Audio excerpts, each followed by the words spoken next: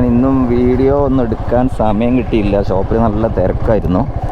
അപ്പോൾ അതുകൊണ്ട് നമുക്ക് വീഡിയോ ഒന്നും എടുക്കാൻ കഴിഞ്ഞിട്ടില്ല. പിന്നെ ഞാൻ ഷോപ്പ് ക്ലോസ് ചെയ്ത് വീട്ടിലോട്ട് പോവുകയാണ്. അപ്പം ഞാൻ തൊലഹത്ത് റോയൽ കസ്റ്റമർ മോട്ടോഴ്സ് കാവന്നൂർ. അപ്പം നൈറ്റിലാണ് വീഡിയോ എടുക്കുന്നത്. ക്ലാരിറ്റി ഉണ്ടാവുമെന്ന് അറിയില്ല കേട്ടോ. കാരണം ഗോപ്രോ ലോ ലൈറ്റ് പെർഫോമൻസ് വളരെ കുറവാണ്. അപ്പം എനിക്കിന്ന് പറയാനുള്ളത് ക്ലാസിക്കിനെ കുറിച്ചാണ്. 350 ക്ലാസിക്കിനെ കുറിച്ച്. ഇന്ന് സ്റ്റാൻഡേർഡിനെ കുറിച്ചാണ് ഇന്നലെ പറഞ്ഞിരുന്നു. അപ്പോൾ 350 ക്ലാസിക് എന്ന് പറഞ്ഞാൽ റോയൽ എൻഫീൽഡിനെ ജനകീയമാക്കിയൊരു വണ്ടിയാണത്. 2010 മുതൽ റോയൽ എൻഫീൽഡ് എന്ന വാഹനം എല്ലാവർക്കും ഉപയോഗിക്കാം എന്ന ഒരു ഇതിലേക്ക് കൊണ്ടുവന്നത് റോയൽ എൻഫീൽഡ് ക്ലാസിക്കിലൂടെയാണ്.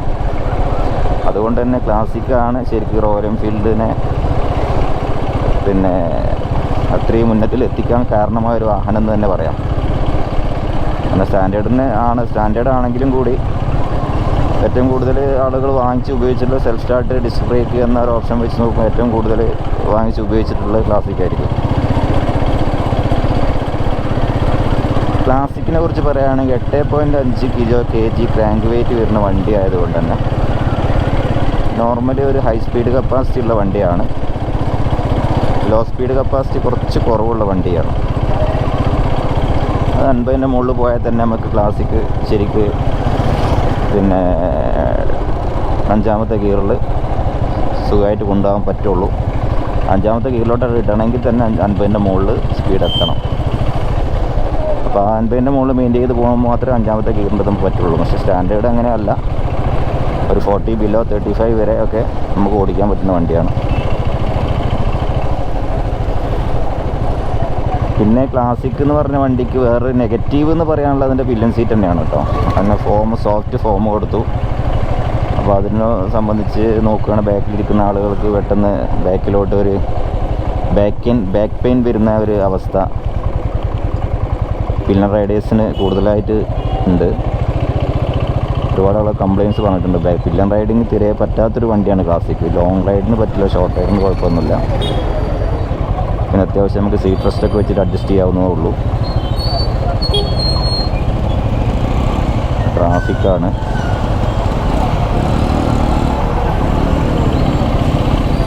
പിന്നെ ഇതിൻ്റെയൊക്കെ BS3 വരുന്നുണ്ട്, BS4 വരുന്നുണ്ട്, BS6 വരുന്നുണ്ട്. അപ്പോൾ BS6ൻ്റെ ഒക്കെ ഞാൻ പറഞ്ഞ മാതിരി തന്നെയുള്ള വിഷയങ്ങളാണ്. പക്ഷേ BS6 ക്ലാസിക്കിൻ്റെ അങ്ങനെ ECM ഒന്ന് പോകുന്നതായിട്ട് സ്റ്റാൻഡേർഡിനെ കമ്പയർ ചെയ്യുമ്പോൾ വളരെ കുറവാണ് എന്ന് പറയാം. നമുക്ക് പോയാൽ തന്നെ രണ്ടും കൂടെ ഒന്നിച്ച് മാറ്റേണ്ട അവസ്ഥയാണ് ഉണ്ടാവുക. ടോട്ടൽ ബോഡി ECM ഒക്കെ ഒന്നിച്ച് വരുന്നതുകൊണ്ട് തന്നെ ചിലവ് ഒന്നിച്ച് വരും. പിന്നെ ABSൻ്റെ ഞാൻ പറഞ്ഞ മാതിരി തന്നെയാണ് BS6ന് സെയിം കംപ്ലയിൻറ്റ്സ് തന്നെയാണ് ഉണ്ടാവുക.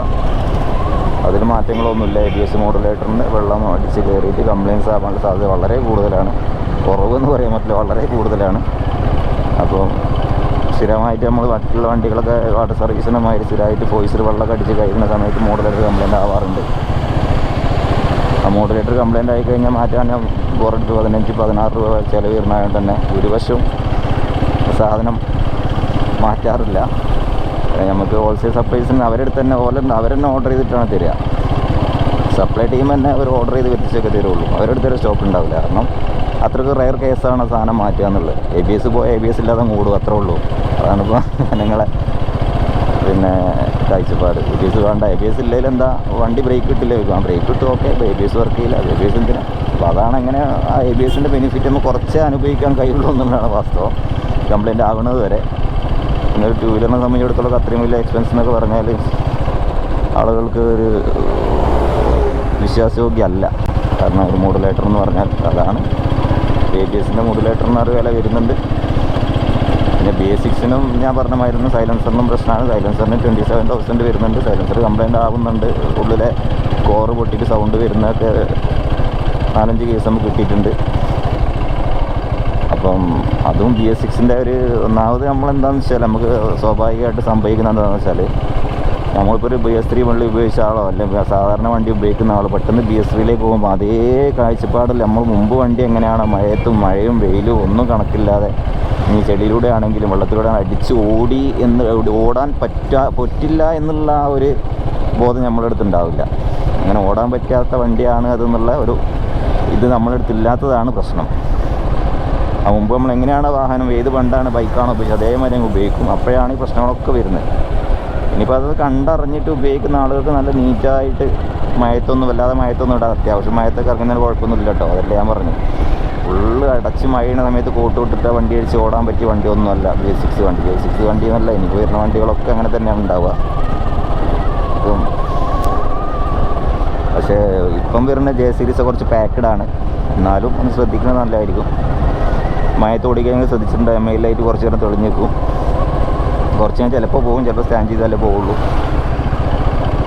അപ്പോൾ ഇങ്ങനെയൊക്കെ ബൈക്കിന് ഇങ്ങനത്തെ പ്രശ്നങ്ങളുണ്ട്. കാരണം വിദേശ വണ്ടികളൊക്കെ മുമ്പ് നമ്മൾ ഈ സെൻസറും കാര്യങ്ങളൊക്കെ ഉള്ള വണ്ടികൾ വിദേശ വണ്ടികൾ കുറച്ച് മുന്നേ വണ്ടികളുണ്ടല്ലോ. പക്ഷേ ആ വണ്ടികളൊന്നും തന്നെ നമ്മൾ എന്ത് ചെയ്യില്ല, വീക്കെൻഡിൽ മാത്രമേ ഉപയോഗിക്കുള്ളൂ. മഴയത്ത് ഇറക്കുന്നല്ല. അപ്പോൾ അങ്ങനെയായിരുന്നു ഉപയോഗിച്ചുകൊണ്ടിരുന്നത്. പക്ഷേ ഇപ്പം അങ്ങനെയല്ല. ഇപ്പോൾ നമ്മൾ വണ്ടി ഉപയോഗിക്കാൻ തുടങ്ങി. അതിപ്പോൾ BS6 സെൻസറുള്ള വണ്ടിയാണെങ്കിൽ സാധാരണ റഫ്യൂസ് ഉപയോഗിക്കാൻ തുടങ്ങും. അപ്പോൾ ഏതൊക്കെ സെൻസറാണോ പോണൊക്കെ ഒഴിവാക്കുക. അല്ലാതെ പാസീവ് സെൻസർ ഉണ്ട്, ആക്റ്റീവ് സെൻസർ ഉണ്ട്. പാസീവായിട്ട് ആക്റ്റീവായിട്ട് 2 ടൈപ്പ് സെൻസർ ഉണ്ട്. അതായത് വണ്ടിക്ക് വർക്കിങ്ങിന് ആവശ്യമായിട്ട് സെൻസർ ഉണ്ട്, പിന്നെ സപ്പോർട്ടീവായിട്ട് സെൻസർ ഉണ്ട്. അപ്പോൾ സപ്പോർട്ടീവായിട്ട് അങ്ങ് സെൻസർ പോയി കഴിഞ്ഞാൽ പോട്ടേന്ന് വെക്കുക. അല്ലാതെ ആളുകൾ നന്നാക്കുന്ന ഇതിലേക്കൊന്നും കൂടുതലായിട്ട് ആളുകൾ വരാൻ സാധ്യതയില്ല. പിന്നെ ഒന്നാമതെന്ന് വെച്ചാൽ വേറൊരു വിഷയവും ഇതിൻ്റെ കറക്റ്റ് ഷൂട്ട് ഔട്ട് ചെയ്യാനുള്ള മെക്കാനിക്സൊക്കെ എപ്പോഴും ആയി വരുന്നേ ഉള്ളൂ. സെൻസറിൻ്റെ കാര്യങ്ങളിലൊക്കെ ശരിക്കും അവയർനെസ്സുള്ള മെക്കാനിക്സൊക്കെ പഠിച്ച് വരും. കുറച്ചുകൂടി കഴിയുമ്പോഴൊക്കെ റെഡി ആയിക്കോളും. എന്തായാലും പുതിയ ടെക്നോളജി വരുമ്പോൾ അതൊക്കെ മാർക്കറ്റിൽ പഠിച്ച് വരണമല്ലോ. മാർക്കറ്റിലുള്ള മെക്കാനിക്സ് ഒന്ന് പഠിച്ച് വരണമല്ലോ. നമുക്ക് റോയൽ എൻഫീൽഡിൻ്റെ ട്രെയിനിങ് ഉള്ളത് കൊണ്ട് നമ്മൾ പഠിക്കുന്നത് മാത്രം. പെട്ടെന്ന് പഠിച്ച് മനസ്സിലാക്കാൻ കഴിയുന്ന റോയൽ എൻഫീൽഡ് വണ്ടി ഇറക്കുന്ന സമയത്ത് നമ്മൾ വിളിച്ച് ട്രെയിനിങ് തരുന്നതുകൊണ്ട് നമുക്ക് പെട്ടെന്ന് കിട്ടുന്നു. അത് കിട്ടാത്ത ഒരുപാട് ആളുകൾ ഉണ്ടാവില്ല. എല്ലാവരും വിളിച്ച് റോയൽ എൻഫീൽഡ് ട്രെയിനിങ് കൊടുക്കില്ല. അപ്പോൾ ഇല്ലാത്ത ആളുകളെടുത്ത് എന്താണെന്ന് വെച്ചാൽ അവരുടെ അടുത്തൊക്കെ ഒന്ന് പഠിച്ച് വരുമ്പോഴേക്കൊരു സമയം എടുക്കും. അപ്പം ഒരുപാട് വണ്ടികൾ കംപ്ലയിൻസും കാര്യങ്ങളൊക്കെ എല്ലാ കംപ്ലയിൻസും ചിലപ്പോൾ അധികരിക്കാനും സാധ്യതയുണ്ട്. ചെറിയ കംപ്ലയിൻസ് വലിയൊരു കംപ്ലയിൻസ് ആവാനൊക്കെ സാധ്യത ഉണ്ട്. അതൊക്കെ കുറച്ച് കഴിയുമ്പോഴേക്കേ ശരിയാവുള്ളൂ. ഏതൊരു കാലഘട്ടത്തിലും ഉണ്ടായ വിഷയം തന്നെയാണത്. അപ്പം ഞാനിപ്പോൾ BS6 ക്ലാസിക്കിനെ കുറിച്ചാണ് പറഞ്ഞത്. അതുമാതിരി BS4 ക്ലാസിക്കും ABS ഞാൻ കഴിയുന്നു പറയുന്നു. വിത്തൗട്ട് ABS വണ്ടി എടുക്കുകയായിരിക്കും നിങ്ങൾ കുറച്ചുകൂടി നല്ല. ഇനിയിപ്പോൾ ഏതായാലും വണ്ടി ABSും ഇല്ലാതെ വണ്ടിയൊന്നും പുതിയ വണ്ടി ഏതായാലും കിട്ടില്ല. അപ്പോൾ യൂസ്ഡ് മാർക്കറ്റിന് തപ്പുന്ന ആളുകൾക്ക് പ്രത്യേകിച്ച് ന്യൂ കമേഴ്സൊക്കെ ആണെങ്കിൽ പുതിയതായിട്ട് ബുള്ളറ്റ് എടുക്കുന്ന ആളൊക്കെയാണ് BS3 or BS4 without ABS എടുത്തേക്ക് നന്നാവുമെന്ന് എനിക്ക് തോന്നുന്നു കേട്ടോ. പിന്നെ കമ്പാരിറ്റീവ്ലി ഏറ്റവും സർവീസ് കോസ്റ്റ് കുറഞ്ഞിട്ടുള്ള വണ്ടിയാണ് ഈ 2 വണ്ടികൾ. അപ്പോൾ ഞാനിപ്പോൾ ഒരു കമ്പാരിസൺ പറയാമെന്നുണ്ടെങ്കിൽ ക്ലാസിക്കിൻ്റെ ഒരു സൈലൻസറിൻ്റെ റേറ്റ് വെച്ച് നോക്കുകയാണെങ്കിൽ പറയാം. 3 വണ്ടീൻ്റെ കൂടെ ഞാൻ പറഞ്ഞതാണ്. അത് BS3യിലേക്ക് വരുമ്പോൾ 3700 രൂപ വരുന്നുണ്ട്. അത് BS4ലേക്കാകുമ്പം ഒരു 4800 രൂപയാണ്. അത് BS6ലേക്കാകുമ്പോൾ 27000 രൂപയാണ്.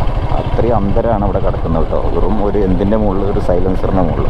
സൈലൻസറിന് സർവീസ് പാർട്സ് അല്ലാത്തതുകൊണ്ട് പിന്നെ ഭയക്കേണ്ട കാര്യമൊന്നും ഇല്ലയെന്ന് വിചാരിക്കുക. നമ്മൾ കാർബറേറ്റർ ആണെങ്കിലും 3500 വരും. മറ്റേ BS4 4000 സംതിങ് വരും. BS6ന് പോകുമ്പം ടോട്ടൽ ബോഡിയാണ്, കാർബറേറ്റർ ഇല്ല, 4000 വരുന്നുണ്ട്. അതേമാതിരി ക്ലാസിക്കിനാകുമ്പം BS6ഉം ക്ലാസിക്കും ECMും ടോട്ടൽ ബോഡി ഒന്നിച്ച് വരുന്നതുകൊണ്ട് തന്നെ നല്ലൊരു സംഖ്യ വരുന്നുണ്ട്. അപ്പം ഈ ഒരു വിഷയങ്ങളാണുള്ളത്. പുതിയ വണ്ടി എടുക്കുന്ന യൂസ്ഡ് മാർക്കറ്റിലൊക്കെ BS6 വണ്ടികൾ കിട്ടുള്ളൂ. BS6 എന്ന് ഉദ്ദേശിച്ചുള്ള UC എഞ്ചിൻ, യൂണിറ്റ് കൺസിൽ എഞ്ചിനാണ് കേട്ടോ. പുതിയ J സീരീസ് വണ്ടിയല്ല. പുതിയ വണ്ടി എടുക്കുന്ന ആളുകളല്ല ഞാൻ പറയുന്നത്.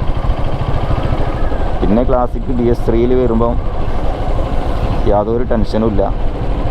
ഇനിയിപ്പോൾ നമ്മൾ സെക്കൻഡ് ഹാൻഡ് വണ്ടി എടുത്താൽ തന്നെ ഒരു കാർബറേറ്ററൊക്കെ മാറ്റി വെച്ച് കഴിഞ്ഞാലും പഴയ കാർബറേറ്ററൊക്കെയാണ് കാർബറേറ്റർ മാറ്റുക. അതേമാതിരി വൺ വേ ക്ലച്ച് പോകുന്ന പ്രശ്നങ്ങളുള്ള വണ്ടി അത് പുതിയൊരു വൺ വേ ക്ലച്ച് 4500 രൂപ വില വരും. 1 വേ സ്പാക്ക് ക്ലച്ചിന് അത് മാറ്റുന്ന സമയത്ത് ഒറിജിനൽ സ്പാക്ക് ക്ലച്ച് മാത്രം വാങ്ങിച്ചിടുക. പിന്നെ സെൽഫ് മോട്ടറാണ് 2500 രൂപയാണ് വരുന്നത്.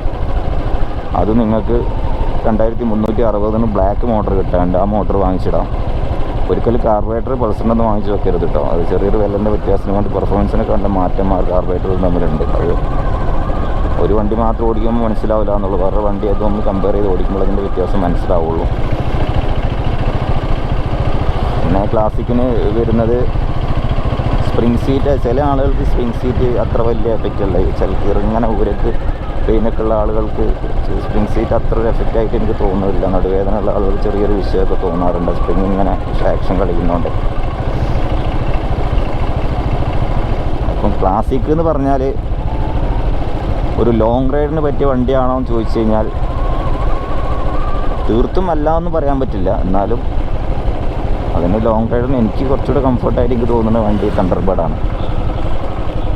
ലോങ് റൈഡിന് ഇറക്കിയ വണ്ടിയും തണ്ടർബേർഡാണ്. ക്രൂസിങ്ങിന് ഇറക്കിയ വണ്ടി തണ്ടർബേർഡാണ്.